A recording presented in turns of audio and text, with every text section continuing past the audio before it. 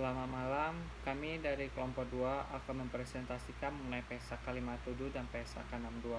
Sebelum kami memulai presentasikan, perkenalkan nama saya Kelvin dan ketiga teman saya, Sandra, Natalia, dan Stella Valentina.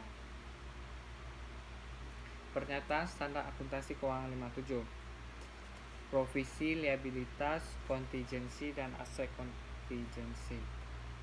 Apa itu aset kontingensi, liabilitas kontingensi, dan provisi? Aset kontingensi itu aset profesional yang timbul dari peristiwa masa lalu dan keberadaannya menjadi pasti dengan terjadi atau tidak terjadinya satu atau lebih peristiwa di masa depan yang tidak sepenuhnya berada dalam kendali entitas. Terus liabilitas kontingensi, kewajiban profesional yang timbul dari peristiwa masa lalu dan keberadaannya menjadi pasti dengan terjadi atau tidak terjadinya satu atau lebih peristiwa di masa depan yang tidak sepenuhnya berada dalam terkendali entitas. Kewajiban kini yang timbul sebagai akibat peristiwa masa lalu tetapi tidak diakui karena pertama, tidak terdapat kemungkinan entitas mengeluarkan sumber daya yang mengandung manfaat ekonomi, dan yang kedua, jumlah kewajiban tersebut tidak dapat diukur secara andal. Terus yang terakhir, provisi. Provisi itu adalah liabilitas yang satu dan jumlahnya belum pasti. PSAK 57 ini memiliki tujuan. Tujuannya itu untuk mengatur pengakuan dan pengukuran provisi, liabilitas kontingensi, dan aset kontingensi, serta memastikan informasi mengenai telah diungkapkan dalam catatan atas laporan keuangan. Ruang lingkup PSAK 57. Pernyataan ini diterapkan oleh seluruh entitas dalam akuntansi untuk provisi, liabilitas, kontingensi, dan aset kontingensi, kecuali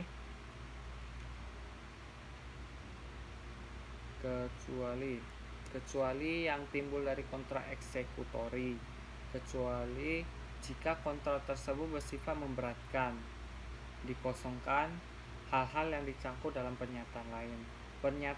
Pernyataan ini tidak diterapkan untuk instrumen keuangan, termasuk jaminan yang termasuk dalam ruang lingkup PSAK 55, yaitu instrumen keuangan, pengakuan, dan pengukuran.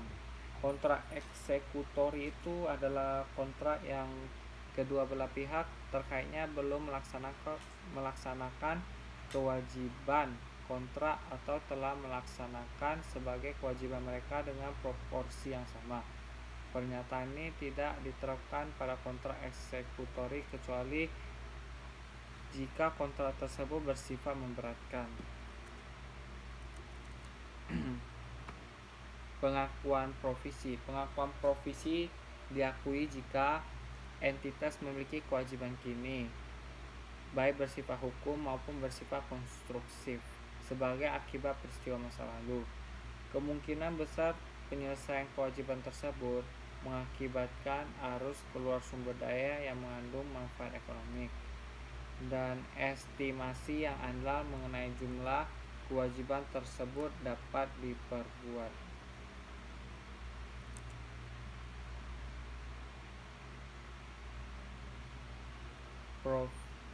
Kewajiban kini. Kewajiban kini dalam peristiwa yang jarang terjadi, tidak dapat ditentukan secara jelas apakah terdapat kewajiban kini. Dalam hal ini, peristiwa masa lalu dianggap menimbulkan kewajiban kini jika setelah mempertimbangkan seluruh bukti tersedia, terdapat kemungkinan lebih besar daripada tidak terjadi bahwa kewajiban kini muncul pada akhir periode pelaporan. Hampir seluruh kasus akan sangat jelas apakah masa lalu menimbulkan kewajiban ini. Dalam beberapa kasus yang jarang terjadi, sebagai contoh, dalam tuntutan hukum, dapat timbul perbedaan pendapat mengenai apakah peristiwa tertentu sudah menjadi atau apakah peristiwa tersebut menimbulkan kewajiban kini. Pengukuran. Estimasi terbaik. Jumlah yang diakui sebagai provisi adalah hasil estimasi terbaik pengeluaran yang diperlukan untuk menyelesaikan kewajiban kini pada akhir periode pelaporan. Terus resiko dan ketidakpastian. Dapat menentukan estimasi terbaik suatu provisi entitas mempertimbangkan berbagai resiko dan ketidakpastian yang selalu mempengaruhi berbagai peristiwa dan keadaan. Pengukuran.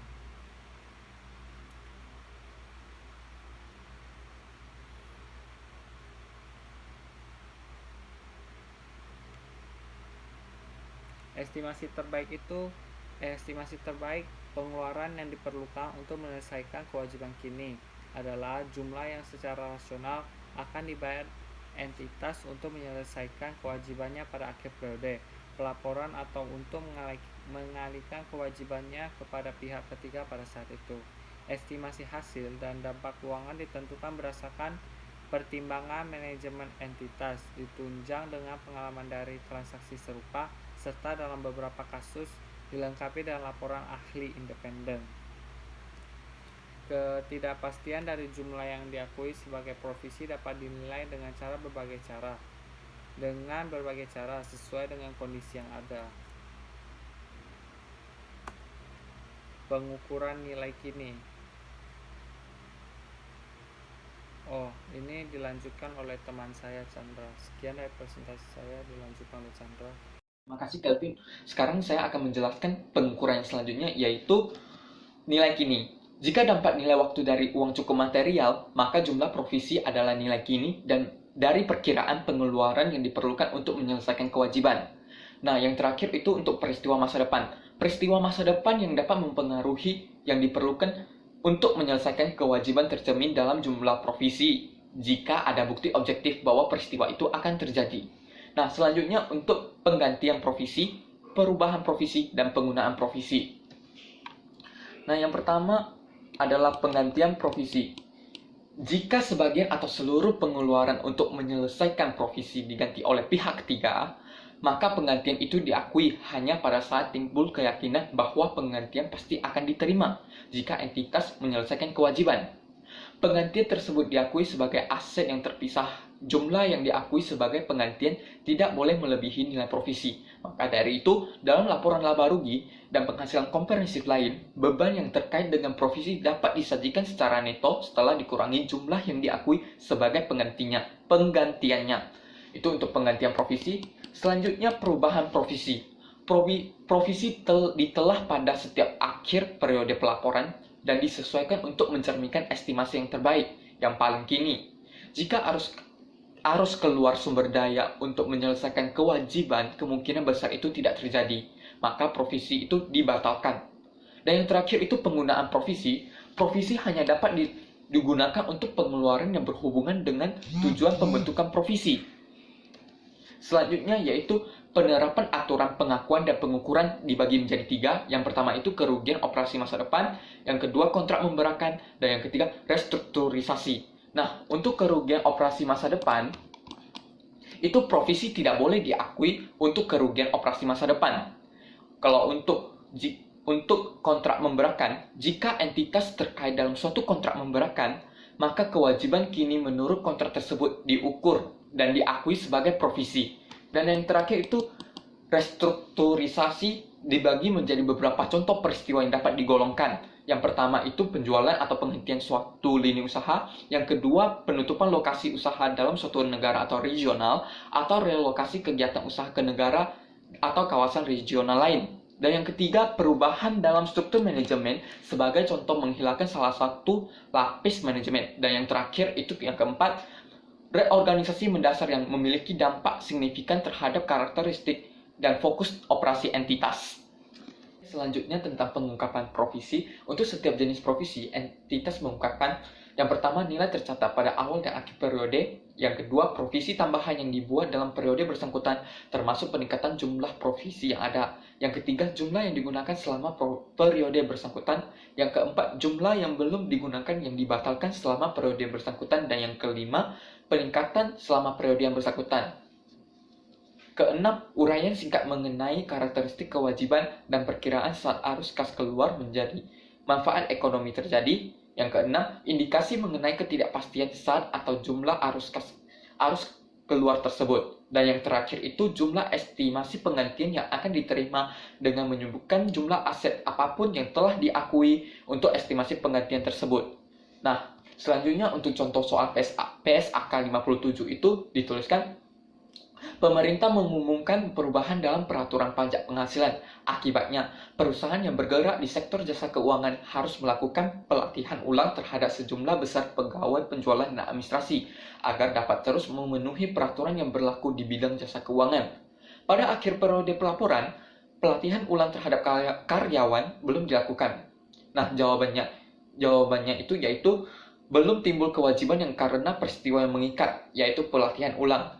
Maka dari itu, provisi tidak diakui sesuai dengan PSAK 57 di paragraf 14 dan 17 sampai 19. PSAK 57 di paragraf 14 terisi tentang provisi diakui jika yang A. Entitas memiliki kewajiban kini, baik bersifat hukum maupun bersifat konstruktif sebagai akibat peristiwa masa lalu.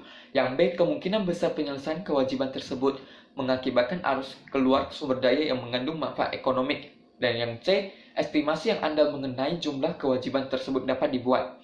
Jika kondisi di atas tidak terpenuhi, maka provisi tidak diakui. Dengan contoh soal yang tersebut, maka dia tidak kondisi seperti yang tidak diakui untuk contoh soal tersebut, yaitu kondisi yang seperti A. Entitas memiliki kewajiban kini, baik bersifat hukum maupun bersifat konstruktif sebagai akibat peristiwa masa lalu. Sebenarnya, pemerintah sudah melakukan perubahan dalam peraturan pajak, tetapi perusahaan jasa keuangan mereka tidak sempat atau tidak melakukan pelatihan ulang terhadap karyawan tersebut, tidak melaksanakan kewajiban tersebut. Maka dari itu, sesuai dengan PSAK 57 di paragraf 14, maka provisi tersebut tidak diakui.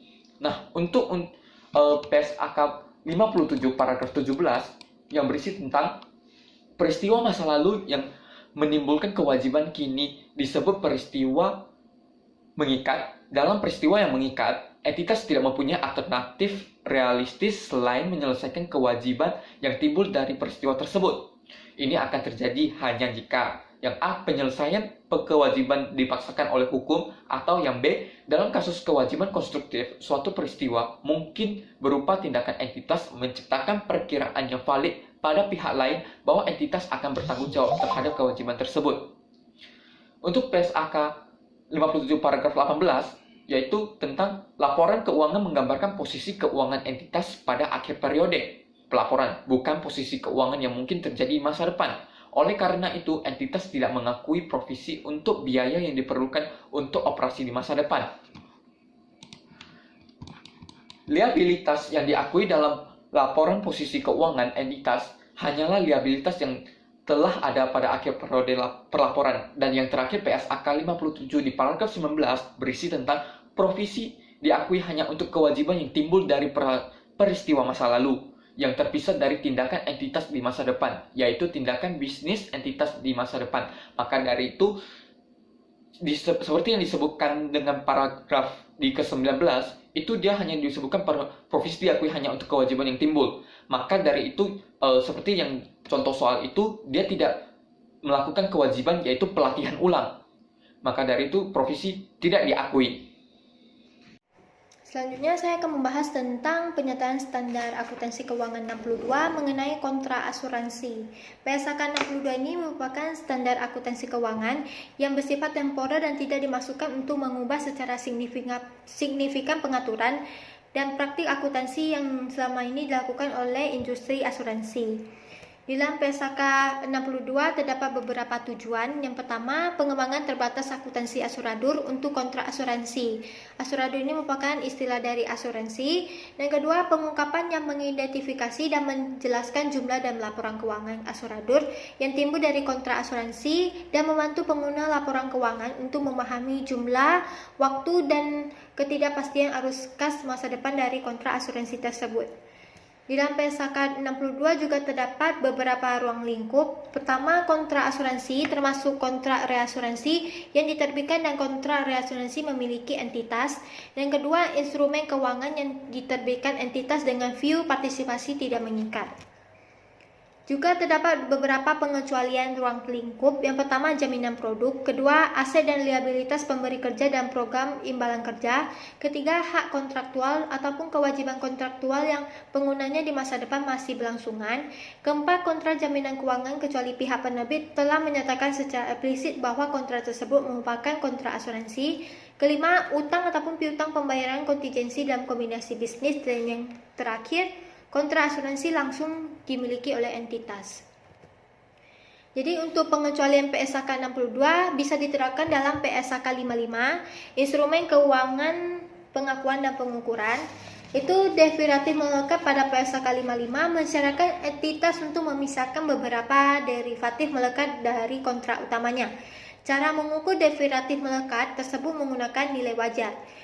Juga terdapat beberapa pengecualian. Yang pertama, insuran untuk opsi pemegang polis atas penyerahan kontrak asuransi pada jumlah tetap.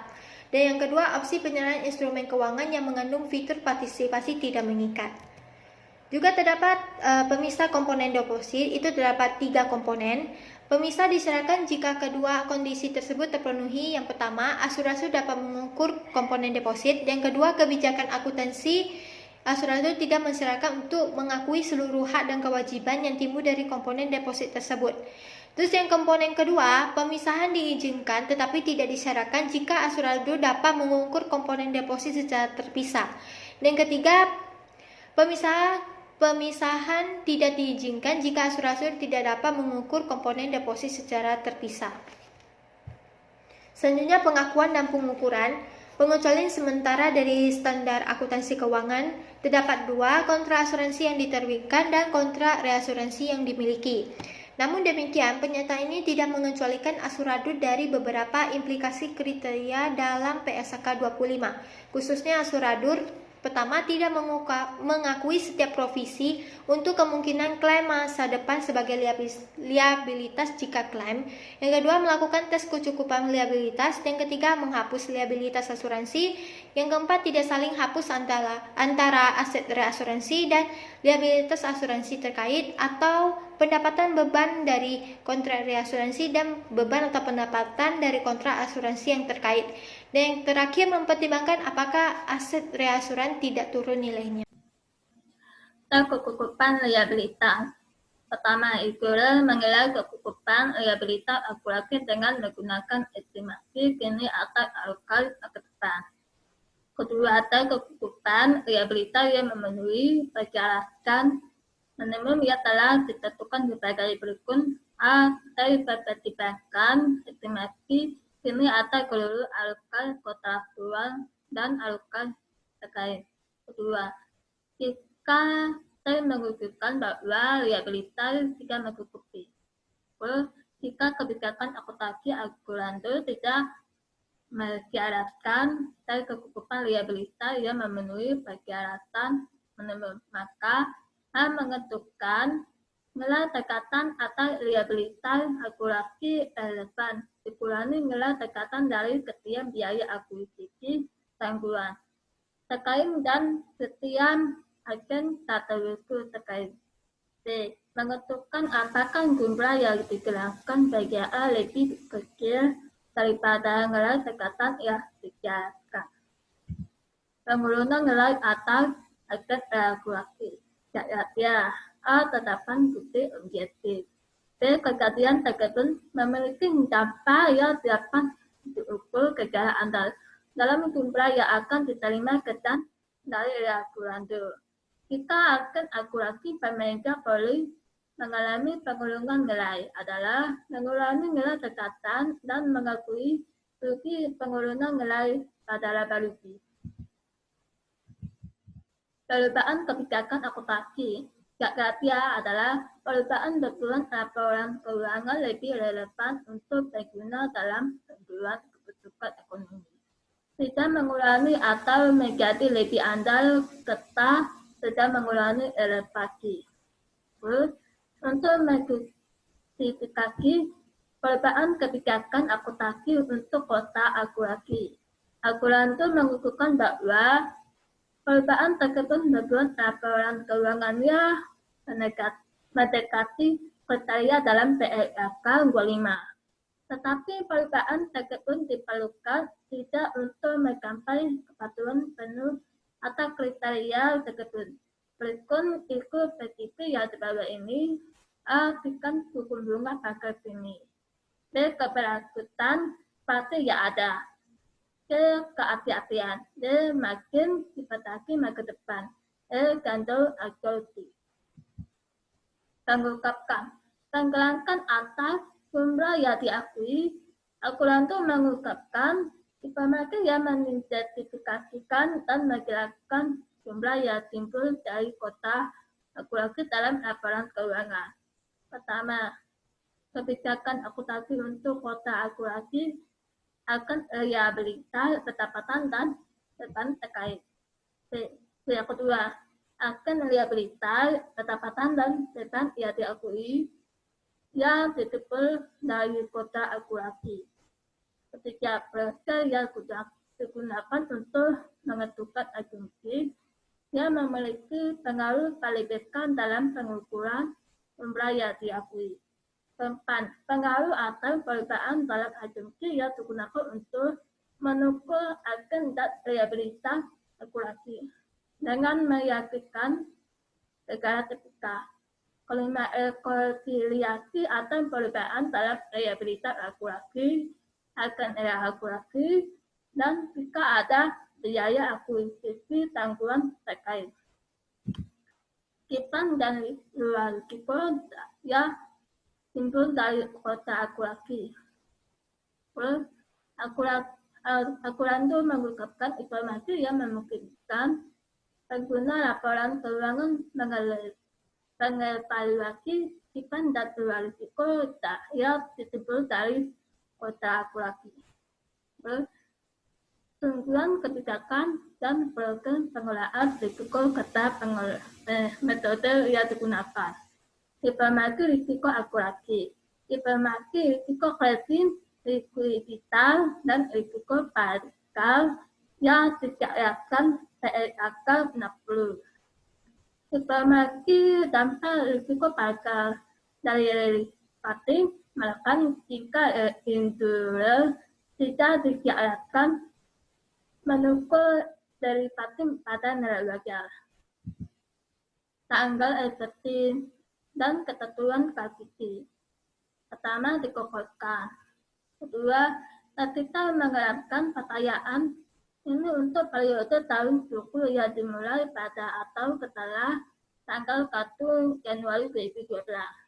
Ketiga, kita mengerapkan penyesuaian definisi nilai wajar dalam takdiran A secara perspektif untuk periode tahun 20 yang dimulai pada tahun setelah tanggal 1 Januari 2015. Thank you. Terima kasih, Motonya.